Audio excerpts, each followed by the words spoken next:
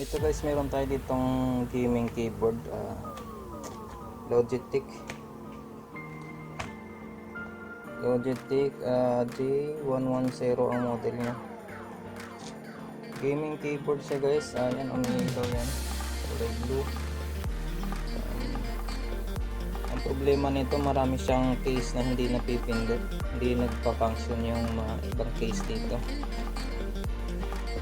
So susubukan natin tong i-fix, i-repair natin to, subukan natin tong ayusin kung mapagana pa natin yung ibang case na hindi gumagana. Ayan, meron tayo dito ang online keyboard tester. Ayan, pag pinipindot natin tong mga case dito, magre-register kung anong pinipindot mo. So, ayan, tumutunog siya.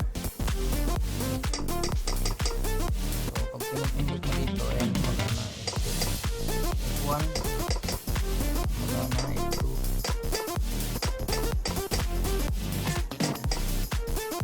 so F7 ayaw, F7 ayaw,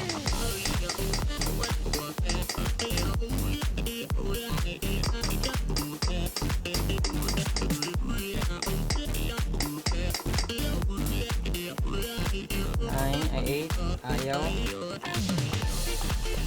0 ayaw, ayaw din, tab ayaw, Q ayaw, W, R,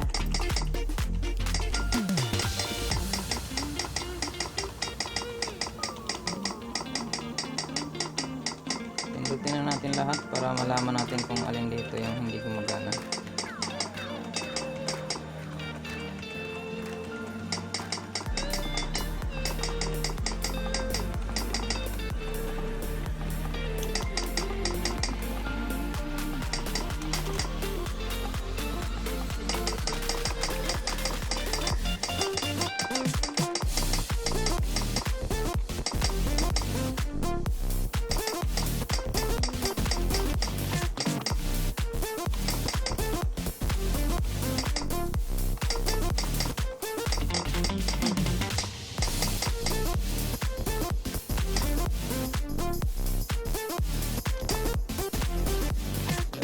Makikita mo dito kung alin dito yung mga hindi gumagana kasi hindi siya nagkukulay green. Ito hindi gumagana, marami.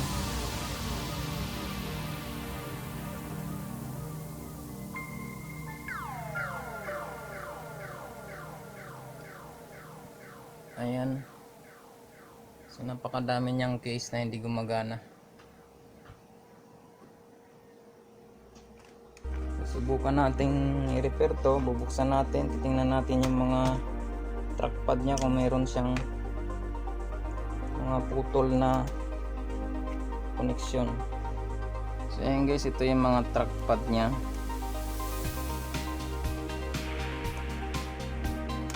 So kadalasan nasisira dito, nagkakaroon siya ng putol sa connection ng mga carbon. Ito carbon lang to, mga silver, parang silver coating lang itong mga to.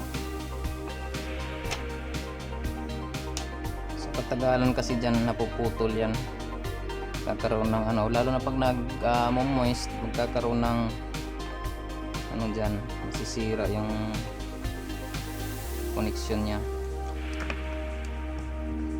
So ayun guys, so nakita ko na pumunta dito yung connection nya, punta rito, pagdating dito meron siyang problema. So may nakita ako ditong ayan, parang corroded na.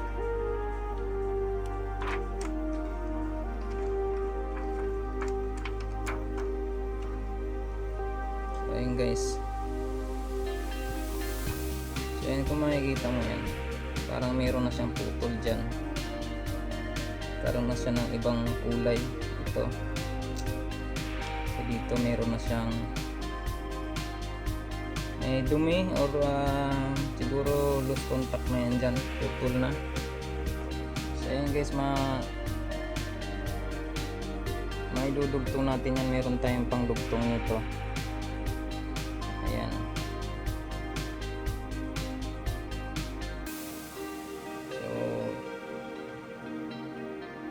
ang laman nito yung kulay gray na yan, katulad din dyan. Parang liquid yan siya, pero conductive yan, conductive material yung nasa loob niyan. So pag nilagay mo yan dyan, magkakaroon na uli ng connection yan dyan. Antayin lang natin matuyo. Pag natuyo na siya, magko-contact na uli yan dyan.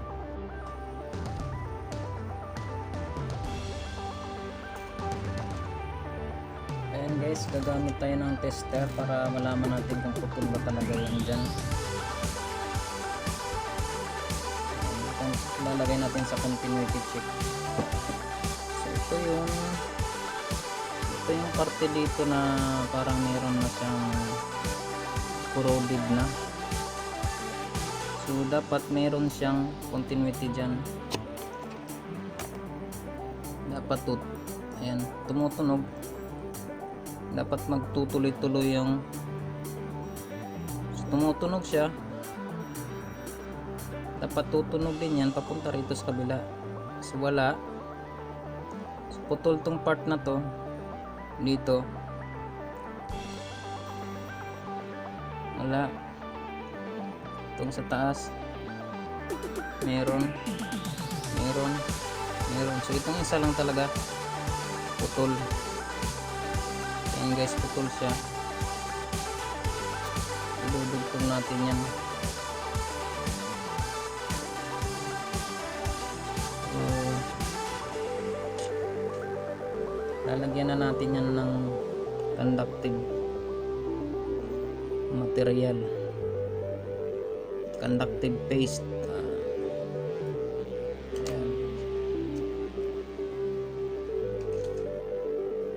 Ang tawag dito silver conductive paint. Ayan guys, nalagyan ko na siya. Ayan. Mamaya lilinisin ko na lang yung mga excess dyan, yung mga dumadagpas. Lumagpas siya dito, dumikit sa kabila. Lilinisin ko rin yan mamaya pag natuyo na. Ikiskisin mo lang yan para maghiwalay sila dun sa kabila. Mas maganda yung makapal para may connection talaga siya pag natuyo na.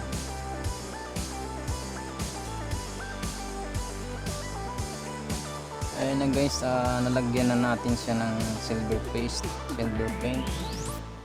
So ayan.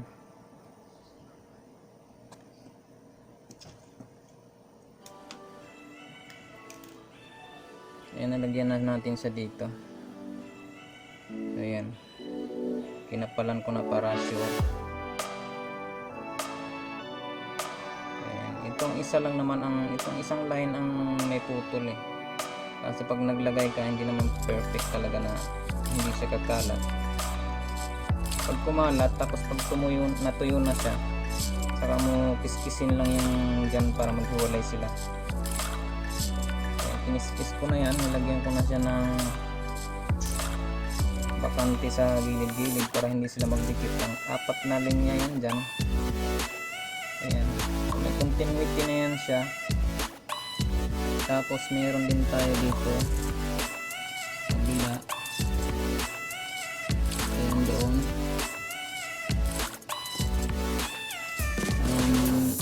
Nagkaroon siya ng putol dyan dahil tinamaan ng needle na to. Nagkaroon ng nakiskis dyan kaya naputol. Kaya nilagyan ko naman yun.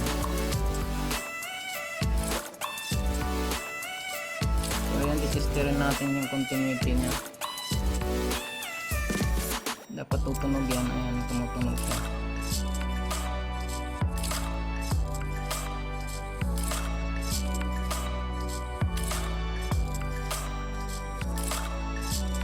Ayan, meron na siya. Meron na.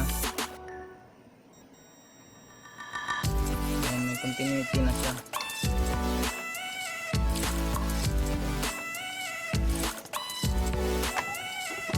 Guys, ganon din naman doon. Ayun, meron na rin yung isang continuity. Ayan, susubukan na natin to. I-testing na natin to para malaman natin kung napipindot na ba siya lahat.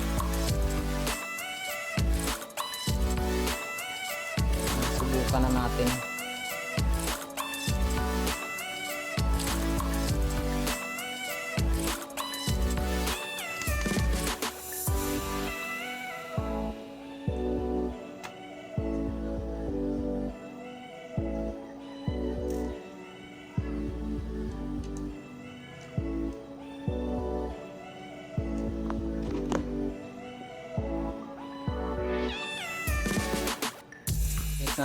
Na-screw na natin.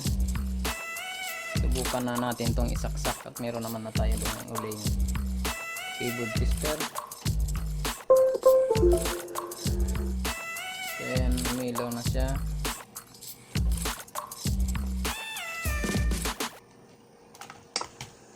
Subukan natin.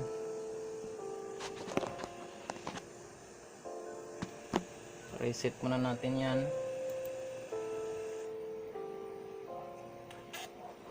Ayan. So bawat pindot natin dito, gagana sa dapat yan, tutunog.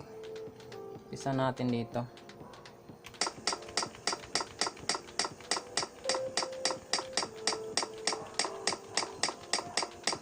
So ayan, kompleto na siya dyan.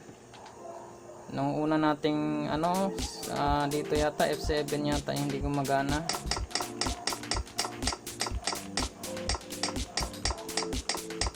Kompleto.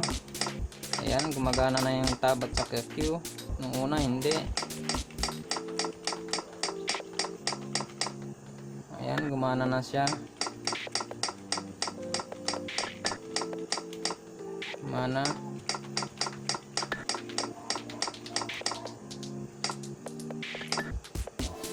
Ayan, nag-Windows doon. Balik natin dito. Out, magana, spacebar, out, magana doon,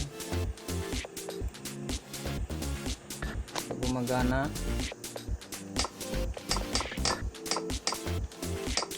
magana,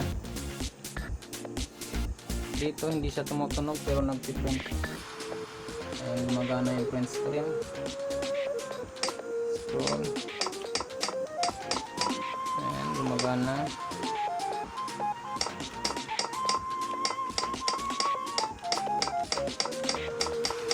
Ayan guys, gumagana na siya lahat. Ito. Ayan, gumagana na lahat. Ayan, kulay green na yun sa lahat dyan. 7 7, 8, 9, 4, 5, 6, 1, 2, 3 0. Delete or tugtok enter plus. Ayan guys, wala na siyang problema. So nagawa na natin yung old na to na gaming keyboard ng Logitech. Ayan, pero maganda pa rin naman siyang gamitin to. Wala naman siyang masyadong gas-gas. Okay pa siyang gamitin. So nung una nating try nito, marami siyang case na hindi gumagana. Nagkalat na yung case dito, doon. Marami. So ang ginawa natin, ilagyan natin siya ng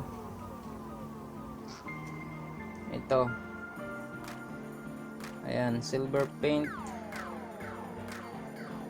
silver conductive paint. Ayan, silver conductive paint. Ang konti lang yung laman, ito lang yung laman. Konti lang naman ang kailangan mo gamitin dyan. Papakita ko sa inyo kung paano siya gamitin guys. Ayan, sample lang natin dito.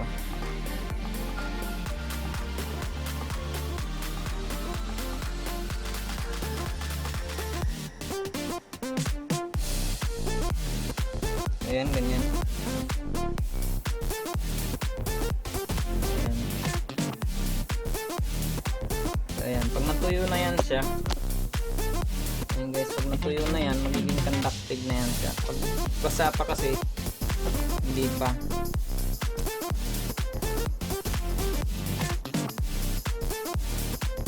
Ayan siya guys. Pwede mo siyang kalat.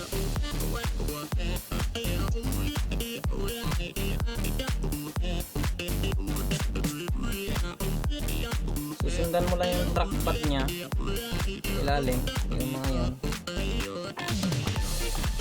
Kailangan maayos yung pagkakabit mo dyan sa mga ganyan trackpad na yan. Ito, pag may putol, kailangan gumamit ka rin ng tester para ma-test mo yung continuity niya kung saan banda yung putol niya.